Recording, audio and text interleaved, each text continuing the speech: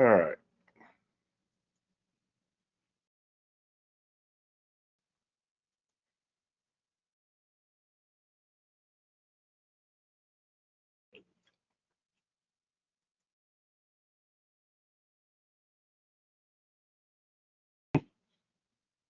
I'm still working on my slides. It's so funny. As I said before, it's like I tried to hire somebody to help me. Okay, let's do the preliminaries on Friday, and then on Sunday we'll finalize. It's like you don't understand. I'm working on my slides last minute. All right, let me get into character and make sure we're ready to go.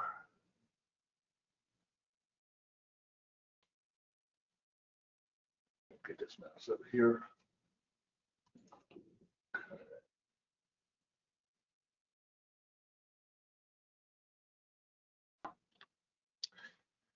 We never get a sound check. Can you guys hear me okay? I'm guessing it's working. Let's see. Where's the audio? Audio. Here we go. Test 1, 2, 3, 4, 5. All right, looks like it's working. All right, let's get the screen share too. Okay.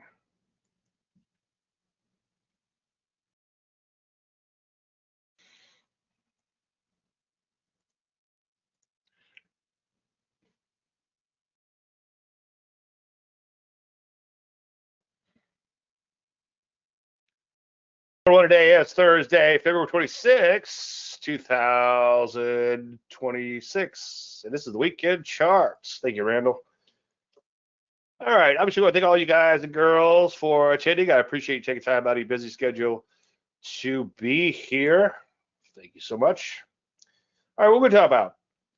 Well, it's going to be similar to the last show we did back in early February. Obviously, current market conditions, your questions on trading, favorite stock, and crypto picks. And I'm going to continue with the missing piece. And boy, it's a lot of charts that I want to show you, and all these open trades and recently closed trades. And that'll make sense in just 1 minute. But as I said quite a bit, it wasn't until I actually saw someone trade successfully then it wasn't until then that I gained the confidence to do this myself, or just know whether I'm doing the right thing. And I'm going to flesh that out again. All right, this disclaimer screen, as you know, you can lose money trading, or as I often say, all predictions about the future. And a lot of stuff could happen between now and then, and that's was stolen from Greg Morris.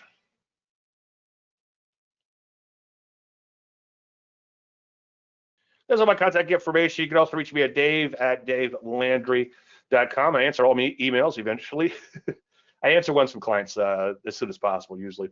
All right, as I alluded to a second ago, when I was early in my trading career, I had mixed success, and it seems like every time I had a loss, I take it personally. And Mark Douglas talks about the knowledge gap. He's got some really good videos, God rest his soul, on YouTube on the knowledge gap. And when you're a novice trader, you just think that if only you knew a little more, or there's some missing piece you're missing, and if you knew a little more, you wouldn't have these losses, and you wouldn't have these frustrations, and you would have these emotions. Well, the reality is that all comes with the territory, and by me being able to work with a trader and help him pick stocks, and eventually I got to be careful what I get into, but ghostwrite for him, and that helped me learn without any repercussions about how to approach the educational side of the business, which I found myself in by complete accident. But I don't want to dig that hole too deeply. But anyway, seeing him trade and seeing him get better, even though he was already successful, get better over time, and seeing him go through a drawdown and then back off a little bit, and then come back to do more sort of sure things, so to speak. Nothing sure in this business. But anyway, being able to see someone actually do something really helps out. Now, there's a lot of gurus out there that'll show you a trade after the fact, like, oh, look at me, something they cherry pick. And believe me, I just did an article, I cherry picked a couple trades, but those trades were actually open trades in the portfolio. It's an article for a Spanish publication, in Spain, I should say. And yeah, you cherry pick those to show the examples, but also show me everything, good, bad, and different, warts and all. And you can go to davelandry.com/archives, and you can get all these archives. And that's where I find the parameters and everything for everything that I show. And then the mystery charts are brand new recommendations, and every one of those goes into here. Anyway, it really helps to be able to see it all unfold. And when you're looking at the archives, and I don't know anybody else that does this out there. If you know someone, I'd love to look at somebody else's trades. Maybe I can learn from them. But nobody seems to put their trades out there. So I put all my trades out there, and you can look at them, warts and all, and see what I did good, bad, and indifferent, and you know, armchair quarterback, and see if there's anything you could maybe have done better, you know. But it's all out there, every trade. Now, as I said last time we did a webinar, what's not in the brochure is that all trend trades eventually end badly. And by the way, the only way to make money is to capture a trend. So in the end, it's going to suck a little. So here's TFPM. This is one we got in way back in May. And then we're looking for $1,000 on the first loaf per 100K. We got a little bit less than that, possibly due to a gap entry, but better than a poke in the eye. And back in January, we had 6,796 open, and it sold off fairly hard, and it came fairly close to the trailing stop. And you would only gain $3,382 if you're stopped out, assuming no slippage and commissions. And whatever you banked on the plus whatever you banked plus the dividends. But still, looking at the open profits, that's a $3,414 loss. Now, nearly all of that has been recouped since. So we now have $66.97 open. So $6,700 round numbers open.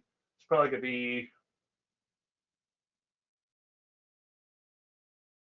maybe a little tiny bit better than that today. Let's have an tiny rally. But yeah, you're going to take some heat, and you're going to give up some of those open profits. And if you go in and look at all the other little drawdowns and not so little drawdowns in between, especially like this one here, that was very significant. And it's very hard to hold through something like that. Now, I have to admit, this is something I've been thinking about a lot lately, and I often talk about it. If I wasn't doing this trading service, I probably wouldn't be so disciplined in my trend trading, okay, for my position trading. And in doing this service, I'm forced to follow it, okay? So that's my commitment device, so to speak, is that I have to follow my own stuff. So there's a lot of times where I don't want to put my capital into harm's way because conditions are choppy, like now, okay? And so I won't do anything. It's like, well, I don't want to risk my money. I don't want to tell you to risk your money and not risk mine. So there's a lot of times when there's nothing to do, obviously. Anyway, that's sort of, again, my commitment device. It helps me to follow the plan and everything. KGC, similar pattern. We banked 1,000 on this one. It took forever, okay? Just went sideways forever. There's your dead money report right there. And then we had 12,225 open. And the stop was here, and you'd only make $71.50 if stop, plus of course whatever you banked, right, $1,000. But that slide is very significant. Now that's on a 100K account, so that's a $5,000 slide. If you have an account bigger than that, that would be much more significant, obviously.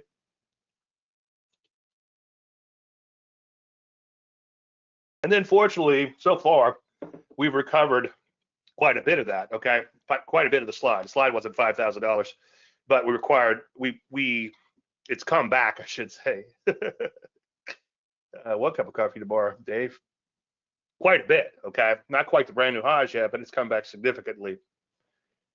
Now, keep in mind that the idea with this widening stop on the second loaf is to ride out these longer term, bigger picture corrections.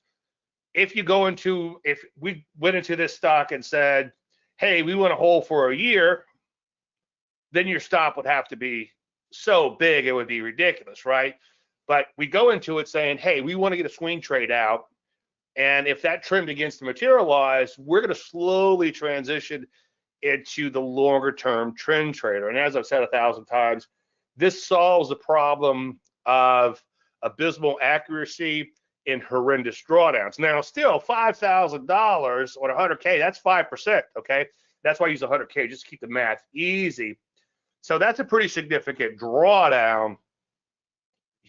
Make no bones about it. But with trend following, you will have to give up quite a bit of those open profits, and it comes with the territory. And as I preach, and it's one of the resolutions, you got to be super careful not to micromanage yourself when you start taking that heat. And yeah, every now and then you're going to get whacked, and you're going to think, wow, why didn't I just take that money when I had it? But in the end, in the long run, the best thing to do is just follow the plan. Otherwise, you're never going to catch any big winners, and the big winners are crucial to your success. As I've said ad nauseum, not that long ago, somebody ripped me a new one, and then they said, well, I didn't take those two huge winners you have in your portfolio. And it's like the cat inside of the PC chewing on the wire. You know, there's your problem, okay? So outliers are important, as I preach. Here's an IPO. I'm a huge fan of IPOs. There's two main patterns I trade with IPOs, and one is the buy at B, where you're buying a 5-day closing high, but there's some caveats to that. And then secondary setups, that would be what I call a pioneer setup. A secondary setup would be to let the IPO open, and usually if it's $30 or above, this is what I do. I don't take that buy at B setup. So the buy at B of this would 1, 2, 3, 4, you'd have bought on this day here, okay? That tends to work a little bit better with somewhat lower price stocks below $30 a share. It used to be 20, now it's below 30. And there's a few other caveats there that we don't have time to get into, but that I love that pattern.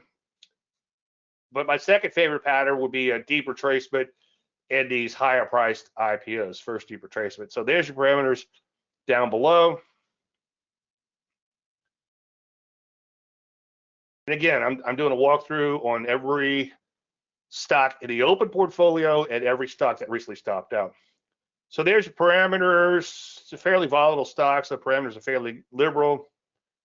And then it hits the initial profit target. Now, when it came close, probably on this day, if I had to guess, I likely took partial profits a little early just because it was close, especially after the second time it reached there. I probably took profits. You can probably look at the Facebook group and see what my texts are there. Anyway, so when it did hit that officially, you should definitely take off $1,000. Again, I'm okay with a little bit of discretion, and I'll show you a little discretion in some of these. And so far, so good. 1473 open at the time this chart was grabbed. Now here's AXTI. This was a recent setup. It's not a mystery chart because if I recommend the stock and it doesn't trigger, it's a mystery chart for the weekend charts. If it triggers in between the weeks or in between weekend charts, and I didn't mention it, then it's not a mystery chart. But if you look at the archives, you can see that this is not in hindsight, okay? Anyway, there's your parameters down below. Fairly volatile stock. Super wide stop STOP because it's a very volatile stock. That's what it calls for. Your stop must be set based on the volatility of the stock, okay? A tight stop, which seems to be universally preached, will all but guarantee you get stopped out on noise alone. So this one triggered, came back in a little bit, and that's one thing that you have to kind of wrap your head around. It seems like quite often you take a little heat going into a trade. But fortunately, within a few days, it rallied back to hit the initial profit target. And then so far, so good. And at the time of the screen capture, there was 25.73 open per 100K. So far, so good there. We're making the transition to longer term trend trading. And you hate to use the word hope, but sometimes when they get crazy volatile like this and start going parabolic, you get that huge knockout move, and it's hard to hold on. You get knocked out like glue did, which I think we have a trade. I think we have that in the slides in a few minutes, and I'll show you what I mean. Don't get me wrong, I love it when they go straight up, but it's a lot harder for the stock to sustain itself when that happens.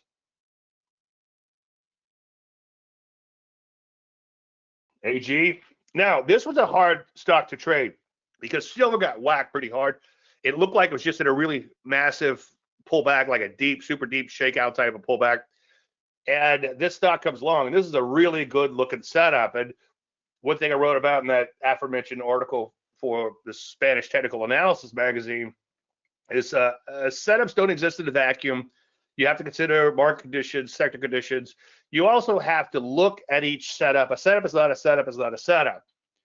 And years ago, when I was a little bit more mechanically oriented, I thought that was the case. If somebody developed these setups, that they just took whatever ones come along, and it doesn't work that way. Okay, you have to pick the best and leave the rest.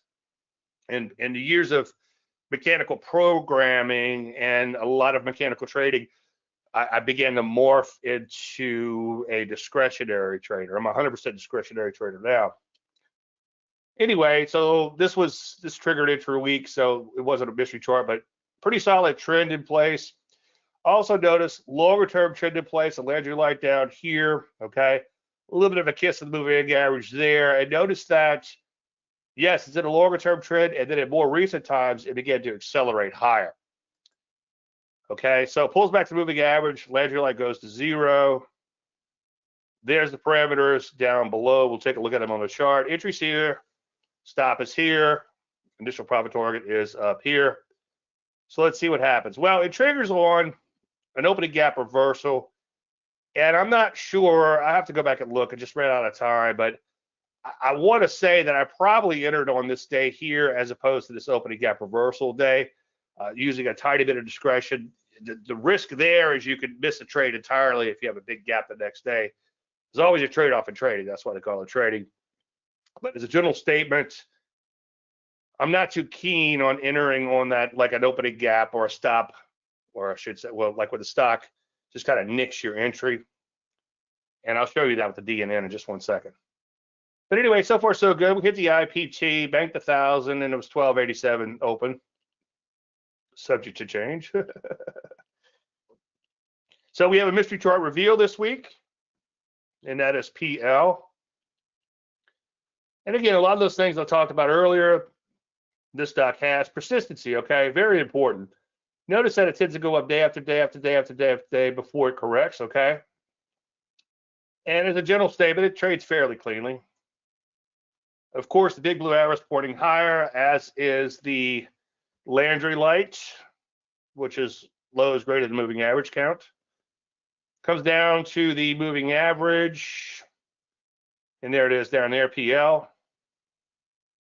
Landry light pullback. Entry was here. Now, the entry was a little bit higher on that day, but by the time it triggered, because it sold off a little bit, as you'll see in 1 second, I dropped the entry a little bit on that, okay, in case you're wondering. So you can see, like on that day there, where it began to implode, and then this day here, the entry came down. So the entry initially, if you go look at the archives, is probably about 25, and then I dropped that down as the stock began to drop. So it triggers, kind of fails miserably again. Like I said a second ago, it seems like you often have to take a lot of heat initially on your trades before they get going. Now this one hasn't taken off yet, so we'll see what happens. We're into black, but not enough to brag about or write home about, certainly.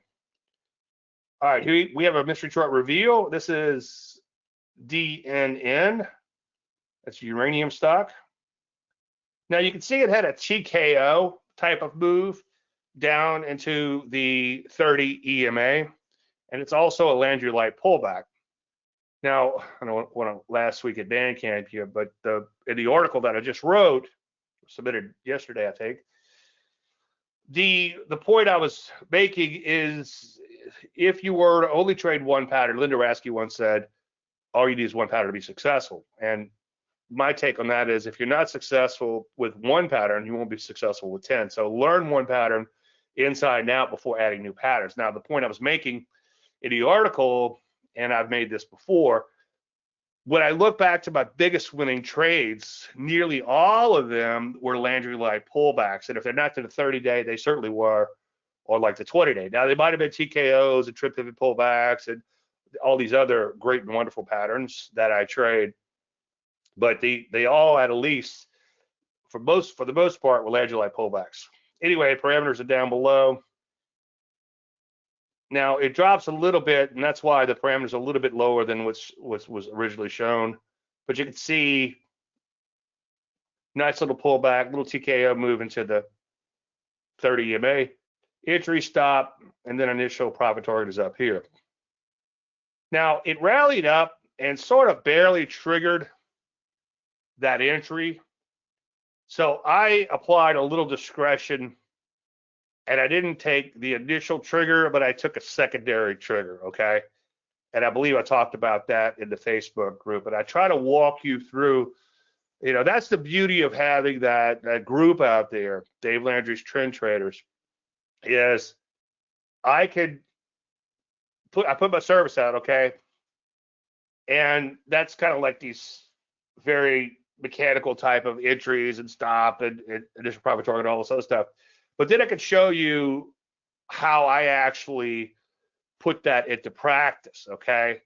And sometimes now I've missed trades before using discretion, so let me just explain that. You can possibly miss a trade, but it seems on a net basis overall, I've probably done better over the years by missing a few winners, even missing a few winners by missing a few losers, when the stop just kind of nicks the entry, comes right back in, which has happened.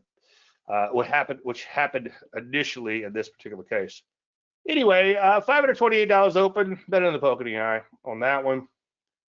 Now, this is one, like I said earlier, sometimes you get these wonderful moves higher, and they feel good, and they're a lot of fun.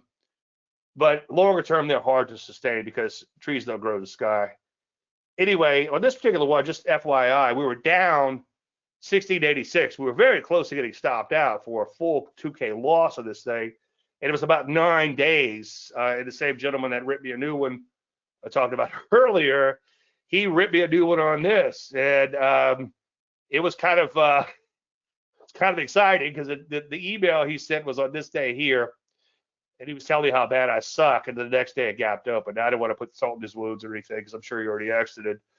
But it made me feel good, like I'm following the plan. Now, keep in mind that, I'm an emotional guy. As I've said before, I'm probably too emotional to trade. I cry like a schoolgirl if I'm forced to watch a Nicholas Sparks novel, or if I willingly watch a Formula One documentary such as Senna and Schumacher. And, here's the thing.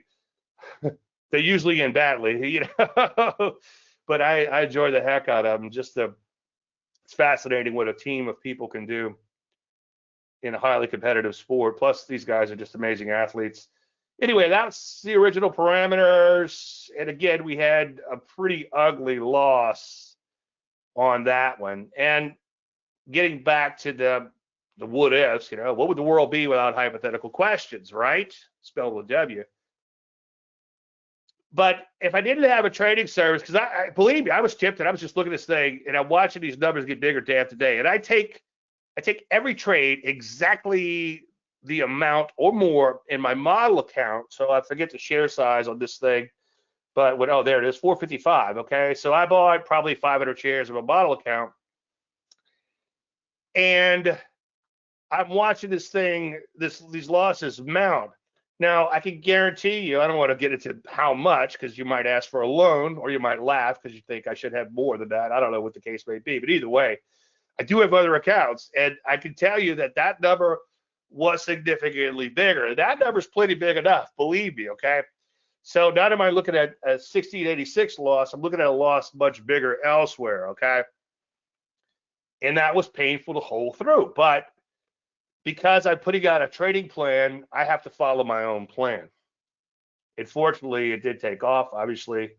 Now, this was crazy. That was a $2,800 swing. And volatility has increased so much. And one of you guys in the group, John, was saying that, he's like, I'm only going to look at my portfolio every couple of days. And believe me, you come in, you look at your portfolio, you make it all its money, and a little while later, it's like you're losing money. It's like the ups and downs are really crazy right now.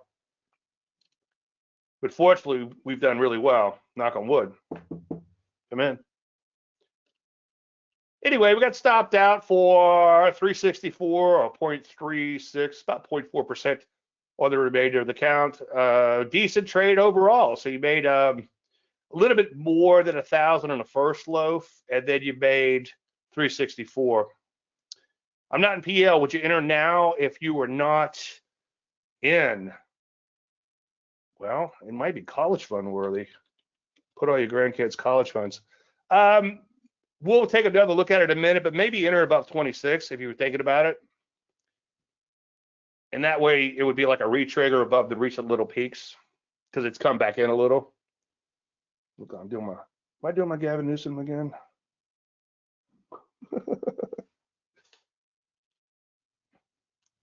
Just real quick, Landry 100, speculation's alive and well. Right before it went live, I just grabbed the sorted by tracking.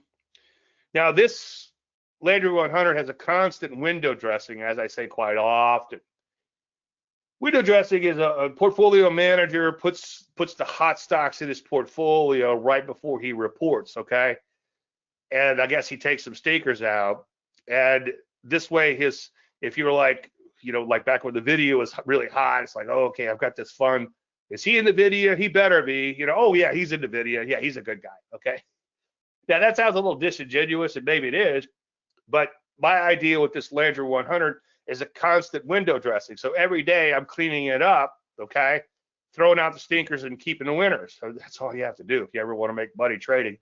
Get rid of your stinkers and keep the winners to an extent. You have to give them adequate enough room to breathe. Like earlier, one of those stocks, I forget which one, AXTI, I think, was a 34% stop. Now that sounds crazy, and even ludicrous would think that's ludicrous. But if you're looking at the chart, it's like, okay, well, entry's here, stop is here. That makes sense, right?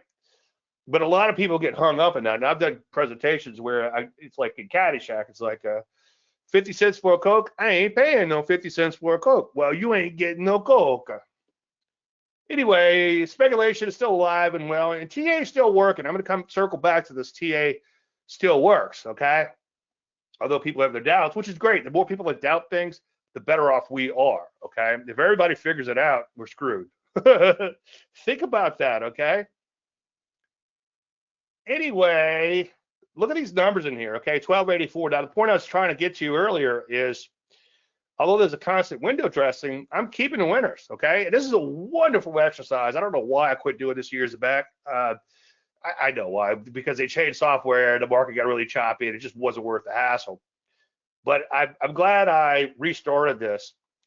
But looking at some of these numbers, or dates, I should say, April of 25, okay? So some of these, I don't know if they have any up here. Well, they'd be winners, but some of these we've been in for a long, long time. The portfolio has been in. This is a hypothetical portfolio. The trading service is hypothetical, but I do actually take the trades, okay? Now, I am long some of the stocks in here. AXTI is in here. AG is in here. There's the AG, right? So the AG is up 93% since I put it in. And if I kind of went through all of these, oh, look, there's PL. I'm long PL. There's another one, okay?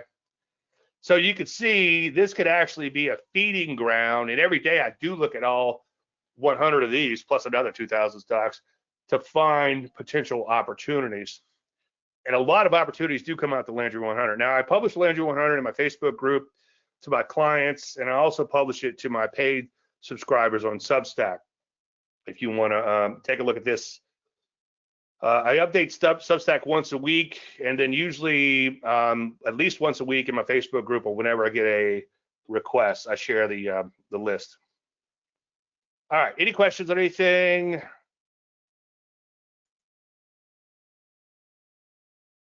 Okay, lately we've been doing a series on trading resolutions for 2026, and I only have a few I'm going to cover this week, and then next week, hopefully, God willing, we'll be able to wrap it up.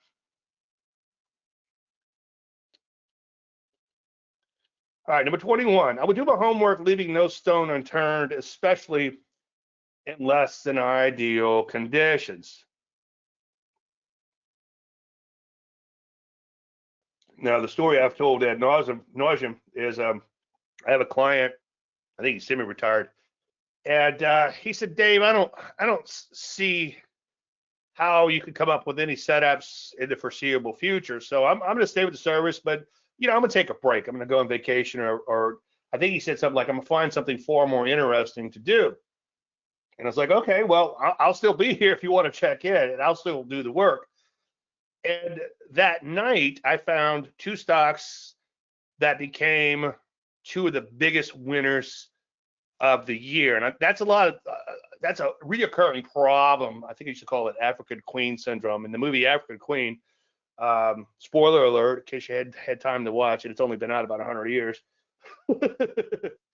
But they're trying to get to the lake, and the Germans are chasing them, and they go through all these trials and tribulations, and finally they're exhausted, defeated, deflated. They give up, and the camera pans back, and they're like a couple hundred feet from the lake in like a marshy area, and then the tide floats them out, and then they get captured by the Germans and all these other things. But anyway, it's a good movie, it really is.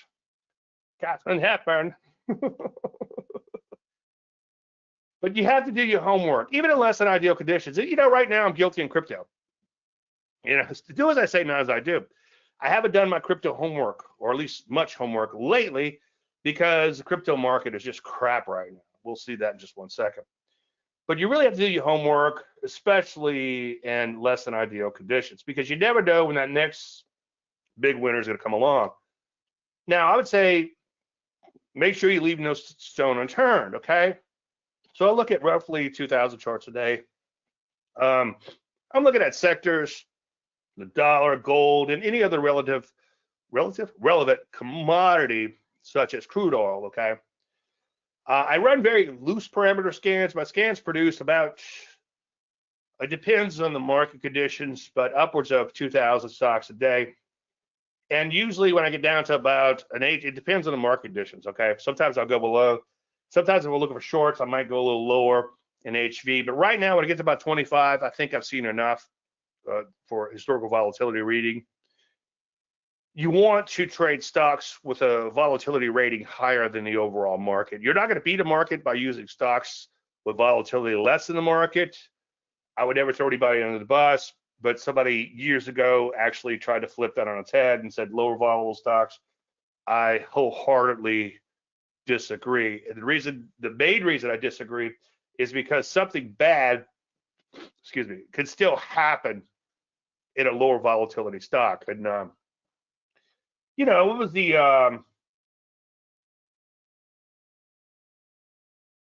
Hewlett Packard CEO? There was a soft porn star, and I did all the research, so it was definitely soft. I mean, the soft porn. The research that I have to do here is very exhausting, you know. And in case my wife walked in, I would say, "Oh, I'm just doing some research for my weekend charts. You'll see." But anyway, he thought since she was okay with doing these sort of things that he could chase her around the desk and get away with it. It turns out she wasn't too keen, you know. I tell him, but he won't be too keen. Mighty Python. Anyway, a couple thousand charts a day. I look at a bunch of sectors. And again, loose parameter scans, the indices, of course, ETFs, IPOs, and crypto when the crypto market is looking okay. I know that's a mistake. I should look at it anytime, all the time. Number 22, I will only trade the charts and ignore all extraneous information. News is noise, okay? Doesn't mean that news doesn't affect the markets. You can't predict the news, and you certainly can't predict the reaction to the news. So it's read my lips. I ignore all news. Now, a few years back, I had a really crappy summer. The summers usually aren't fantastic, okay? And at the end of summer, after my crappy summer, a client emailed me and says, well, everyone knows you should sell and go away. Not exactly true. Tom McClellan, a while back in the AAPTA meeting, gave a presentation that shows that that's not exactly right. And one of the reasons that it's been accepted is things that rhyme tend to be more universally accepted. They weren't stupid in the OJ trial when they said, if the glove doesn't fit, you must acquit, okay?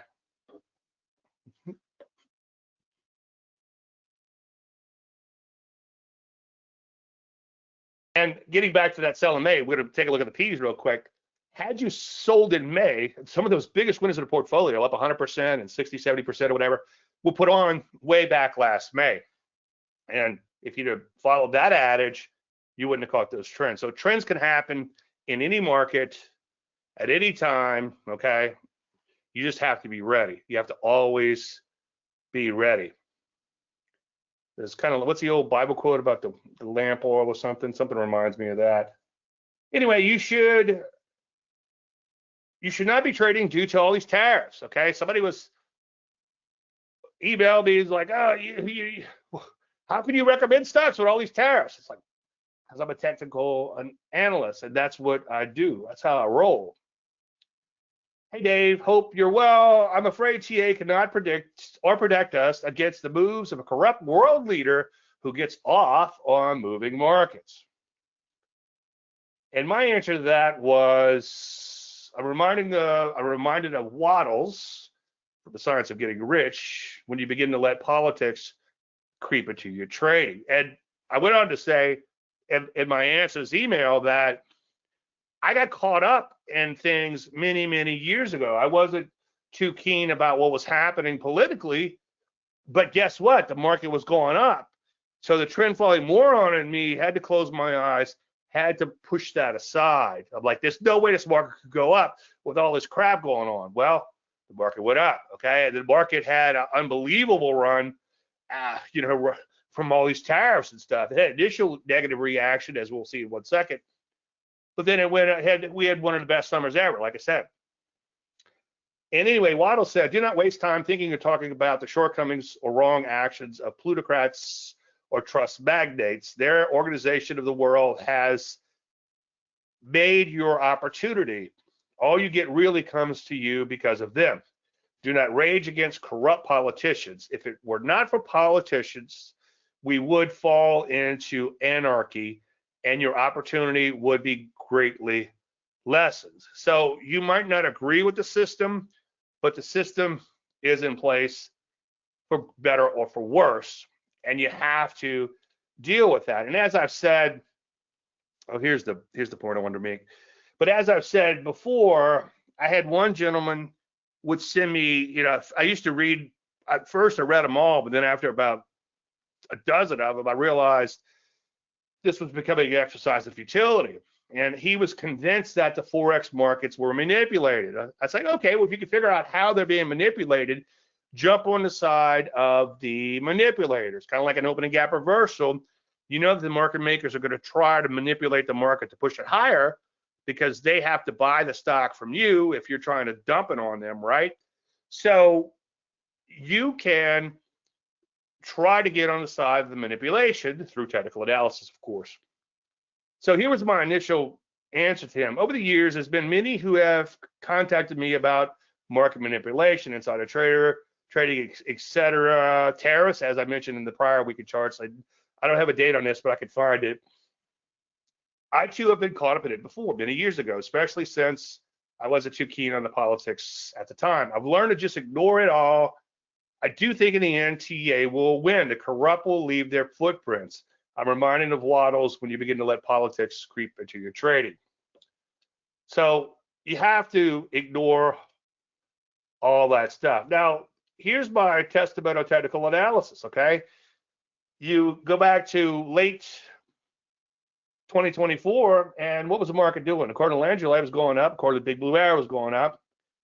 Okay, Landry lights chopping back and forth. Highs are greater, lows are greater than moving averages. Highs are less than moving averages. Highs and lows are intersecting the moving average. Okay, and what happened? The market's going sideways. Look at the net price change. Okay, from let's just say somewhere around November, December to almost the beginning of March, and the market on a net basis hadn't gone anywhere, right? And the Landry light reflects that. The downside, we had that big spill. Now, during that spill, go back and look at the presentations from earlier this year. Go download the archives, davelandry.com/archives, or watch the archives, and you'll see that we were shorting fairly heavily back then. Now, we eventually got stopped out. Fortunately, I think most all of them had a profit, or all of them had profit. And then what do we start doing as like good trend following morons? Well, we started buying stocks. Notice that we had all green Landry light, okay? And notice that beautiful trend. And oh, by the way, when did it start? In May, okay?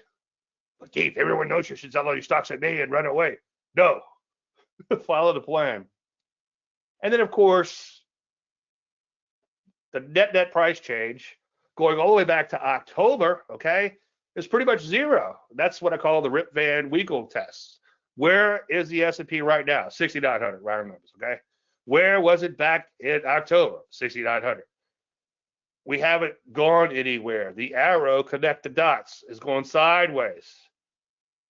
Somebody says, I can't believe you could actually make money by drawing arrows. Like, yeah, you can, believe it or not, you can. Okay, if the arrow's pointing down, you need to be out of the market or shorting. If the arrow's pointing up, you need to be long, okay, and holding. And if it's going sideways, if you have any leftover longs or shorts, whatever, hang on to them until stopped out. But be very cautious about putting on new positions. Now, I don't know how long it's been, but it's probably been a few weeks since I've recommended a new stock to trade. Probably was that was D&N or AG. You can go back and look at the charts and see. And when I look at the spreadsheet tonight, I can tell you. But the thing is, I haven't recommended a lot of stocks lately. The market's going completely sideways. Doesn't mean that when a good looking setup comes along, I won't take it. I think we could find something in energies fairly soon, okay? Biotechnology, possibly, if it could break out to the upside, right? And a few other areas, defense, which has trended nicely. One of our biggest winners was in defense last year. It looks like it's trying to make new highs. Semiconductors making new highs. We could find some new semiconductors soon, okay? And maybe in one of these sectors that's trading higher in spite of the market, okay, going sideways, might offer us an opportunity. Now, ideally, you want to have all three pointing in the same direction.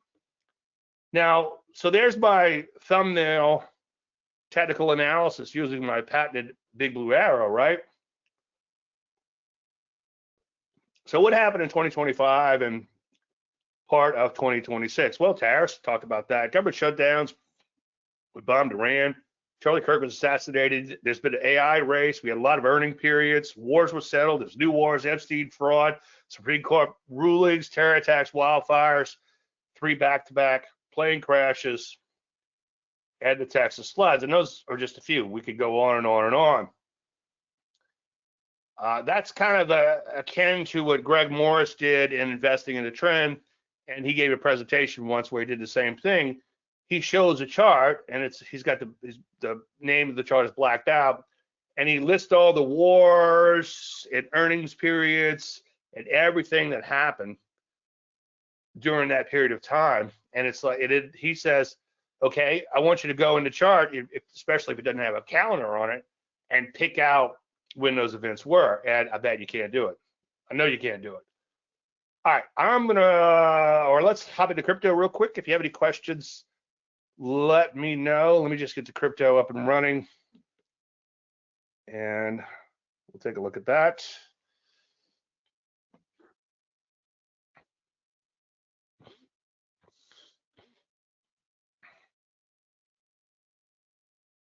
There's some pollen or something in the air, all of a sudden. Yeah.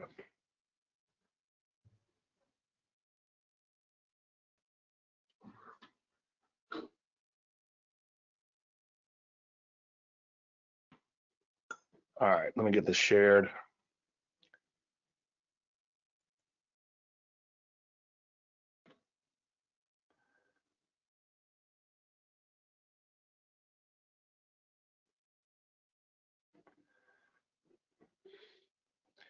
Okay, let's take a look at crypto. As I've said, I forget where it was. I think it was up about 90,000. I put out a tweet saying it's always darkest right before it gets more dark. And I know someone, met him fairly recently, and he has his entire life savings in Bitcoin. And he's a little bit older gentleman like I am, And I said, okay, but do you have a plan? He's like, if it drops, I'm going to buy more. I'm like, oh, that's not a plan. Every asset class at some point in your life will lose half of its value, okay? Where was Bitcoin? 120 something. Where is it now? 60 something, okay? Divide 120 something by 2, round numbers, 120 divided by 2 is 60. So there it is. That's an asset just lost half its value. Gold, just name any asset in the world. They always preach like, oh, these are good long-term investments. No, nothing's a good long-term investment. Doesn't mean that I won't stay with something for 10 years, okay, if it continues to perform. But when it begins to underperform, I kick it out.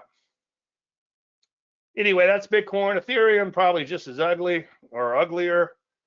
Okay, that's 4,000 and that's 2,000. Okay, or more than 4,000 and less than 2,000. Well, what's that divided by 2? 2,000, right? Or less. So that's lost half of its value. It happens, right? That's why you have to use stops and be willing to get out of the way. Now, as I've said ad nauseum, as a general rule, when Bitcoin's doing well, the shit coins get a little bit of excitement, and you can come in here, SHYT, and trade these. And sometimes you can just buy the ones that are going up the most. And now is not one of those times, okay? At the least, if you're trading any of these shit coins, do not buy any market unless it's at least above the 30 EMA, okay? Or if you have, or unless you have some Landry line above the EMA, because look at this slide here. And then if you look at Bitcoin or whatever, that 30 EMA would have really saved your butt. Anyway, so nothing to get excited about here. If there's any individual ones you want me to look at, I'll be happy to do so. If not, I'm gonna go ahead and shift gears and we're gonna cover market conditions for stocks.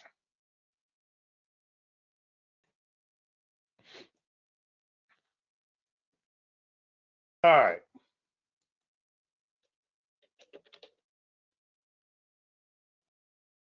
Let's see what the winners are here.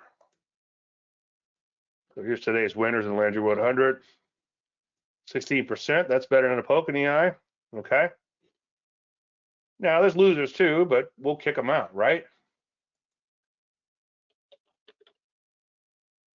I wrote an article a while back called Be a Tyrant, and you have to just, and that was motivated by a client who told me that he used to treat his portfolio like they were his little darlings, like they were his children, okay? If you're a parent, you know anything short of mass murder, you're gonna give the kid a second, a third, a fourth chance.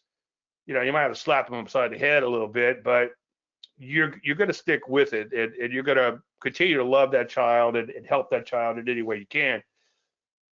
But stocks are not your children, okay? You have to treat them like employees. And as I've said 1,000 times, there's not a lot of analogies that really work with the real world to trading, but treating your stocks like employees does. If you have 3 employees busting their ass and 1 employee sitting on his ass, who should get fired? Well, fire the ones that are working hard because they're liable to quit working tomorrow. But maybe that guy sitting on his ass will start working tomorrow. So you want to keep him around a little bit just to see if he eventually starts working. No.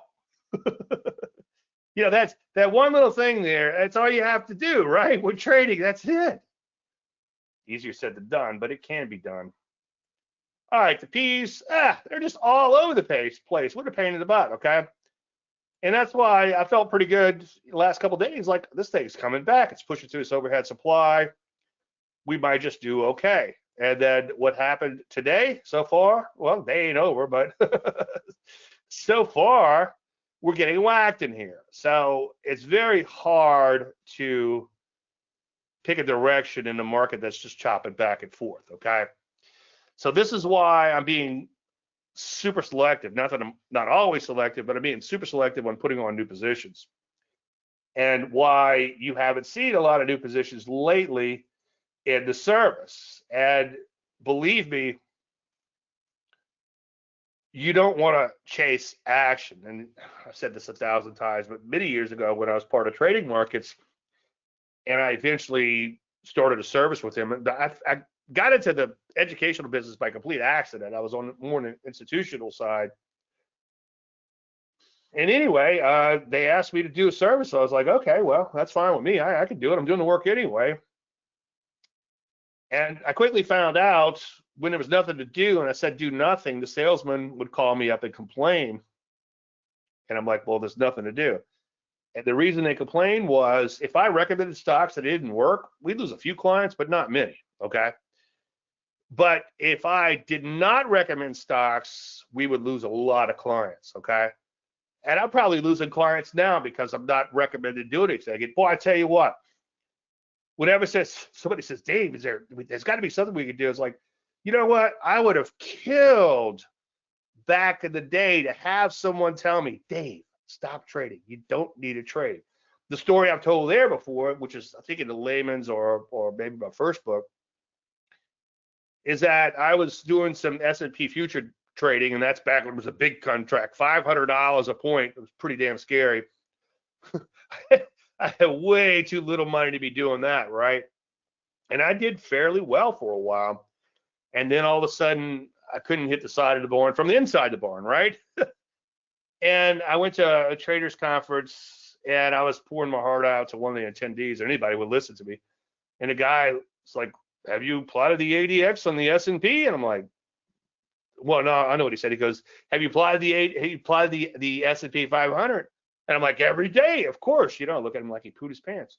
And he goes, well, you hadn't noticed it's going sideways? He said ADX is like 5 or something. And it hit me. It's like, okay, I'm trying to make something out of the market that looks like this, just all over the place and chopping back and forth. Anyway, NASDAQ getting whacked. This is a bit of a bummer because it was climbing back through this overhead supply, but now it's getting whacked again, okay? And now we have Landry light below that 50 simple, okay? We also have bow tie downtrend proper order. The bow ties will help to keep you on the right side of the market, okay? Uptrend proper order back here, downtrend proper order back here, meandering back and forth back here, okay? Sideways, down, up. Just another one of these little trend matrix. Very simple to see and recognize. That can help to keep you on the right side of the market. So NASDAQ composite not doing so hot. The Rusty. I keep saying the Rusty looks like it has the potential to rally out of a pullback. But if that doesn't happen soon, I'm going to become very concerned. By the way, if there's any individual stocks you want me to look at on YouTube, I'm sorry, I'll get to you just 1 second. I know you guys are waiting over there. If there's any individual stocks you want me to look at, let's go ahead and start punching those in now. I realize once I started the group, we don't have as many. All service, look at that. I never remember all service stocks being that persistent in their trend. Normally they look more like this, up and down and up and down and up and down and up and down. But that is beautiful. I've never seen that type of persistency that I can remember at least. So all service and energy stocks overall looking pretty damn good. Energy stocks right at all-time highs. Look at the persistency here. That usually doesn't happen. So we could see some setups here, even though the market's sideways to lower today, I guess. Gold, the commodity, I don't know what happened here. I guess we had a little spill earlier, kind of flat spill now. It's trying to rally out of a pullback. As you can see from these little lines in here, one thing that could happen when you have a deep pullback is the market could rally up a little bit and then roll over. But I'm going to use a word you should never use. Hopefully, it'll go on to make new highs. Copper is looking pretty good today, notwithstanding. That's the commodity, or the miners, I should say, the stocks. EFA shares, the rest of the world, been doing pretty good today, notwithstanding, but just right off all-time highs. That looks okay. Internet's been absolutely abysmal, okay? Big blue arrow pointing down there. Bow tie was way back here, okay? So that's an ugly market.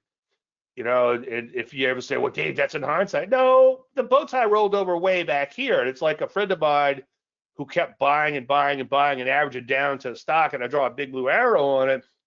And he says, well, that's in hindsight. I said, well, hang on a second. You know, that arrow is going back a year. And a year ago, you told me you were buying this stock. And then obviously since then, it's just continued to tank. They went bankrupt. And so that's not in hindsight, right? And I know a lot of times it appears like some of these things are in hindsight, but is this in an uptrend or a downtrend? It's in a downtrend, okay? So it's not in hindsight. Gold stock's doing pretty good, a little bit better than the commodity, just shy of all-time highs. You have a little leverage with gold stocks, okay? If the company is profitable and they're making $1 per share of gold, and gold goes up $10. Now they're making $11 or whatever. I don't know what that depends on what that break even is or whatever, but you can see how that leverage could work in their direction really, really quickly. Back to the downside, broker dealers looking pretty ugly, a little bit of a retrace, but it looks like a top remains in place there, bow tie to the downside. Biotechnology, I'm kind of a biotechnology bull longer term, and it looks pretty good longer term still, but today's action a little concerning. I think I have some Lab D shares I put on this morning still. Yeah, they're doing okay. But I wanted to go up. It's like I like biotech to go up. It's one of my favorite areas to trade because look when it trades, it's like butter. Okay, some of those huge winners in the portfolio were biotechs, recent and current. But anyway, we're getting whacked today. We're back below the 50 simple, and the net basis is pretty sideways. I still think if it can continue to base it here, it doesn't break down. And there's a couple of ifs, right? That would have the potential to break out to brand new highs and beyond. But right now it's getting a little ugly, so, or certainly sideways. So you probably want to avoid biotech unless you think you have the mother of all setups. Infrastructure just off all-time highs. That's looking pretty good. Back to the downside, software has looked abysmal. I don't know why software is going down. If anybody knows, let me know. I mean, it's as a technician, you shouldn't care, but every day I get a little curious. Healthcare providers have broken down. That's still looking ugly. Medical devices still looking ugly. A little bit of pullback there. A little wide and loose, but obviously rolled over. Back to the upside, defense, not too far away from all-time highs. Possible minor double top in the works, but still looking pretty good longer term. Transportations, as the transports have been doing fairly well, just shy of all-time highs. So that's a good thing. Mags still looks like a major top remains in place there, down around the 200-day moving average. Kind of hugging it. That's kind of interesting, right? Breakdown below that would be, as we say in Mexico, no bueno, or as it is in Mexico right now, no bueno, huh? Agribusiness, look at that. Bit of a bull flag in the works there. That's looking pretty good. MOO Foods, looking pretty good. Not sure we're going to find anything worth trading here. HV is a little low, but it's possible. Who knows? Major drugs getting hit a little bit. They could use a little bit of a correction. They've been in a really good uptrend for quite some time. Rare earth was just off of all-time highs, getting hit a little bit today, getting thwarted at its old highs. Still looks okay longer term, though. Robotics and AI, it's been doing great. A little bit of a TKO move there today. We might see some setups there fairly soon. Semiconductors, all-time highs yesterday. That's a bit of a bummer, but a TKO today. I am still long, I think. Yeah, I'm long some Success today. Software concern is AI cutting into business. Thank you, Chris. According to CJ, that makes sense, okay? I guess AI could solve your problems, right? Oh, so many problems. Yeah, nice little TKO move there. I would have liked to see them break out a lot bigger than they did before getting whacked, but they look okay longer term. Solar's getting whacked today, still in a pretty decent trend though, so that's okay. Veggie and things agriculture related, like the MOO ETF we just looked at, still looking pretty good, just kind of pull it back a little bit. Financials look abysmal. They've pulled back a little bit. It looks like a major top remains in place there. And utilities have been doing really well as of late. Utilities are starting to act more like momentum stocks, easy for me to say. So we could see some setups here fairly soon. I think we've traded a few utilities going back many years. I don't really remember that we traded any or all, but I think there's been a few. Utilities are starting to trade a little bit more like momentum stocks, and I guess it's because of, I don't know, commoditized business or something, or AI or whatever. Am I confusing the issue with facts? Every now and then you get curious, you know, but you can't factor that into your trading. Okay, let me check on my YouTube peeps. And while we're at impasse, and if there's any individual stocks you guys want to talk about, let me know. Otherwise, again, while we're in impasse, I'm going to go ahead and start to wrap things up. Obviously, I want to thank all you girls and guys and girls for attending. I appreciate taking time out of your busy schedule. Anything you got to answer, Landry.com.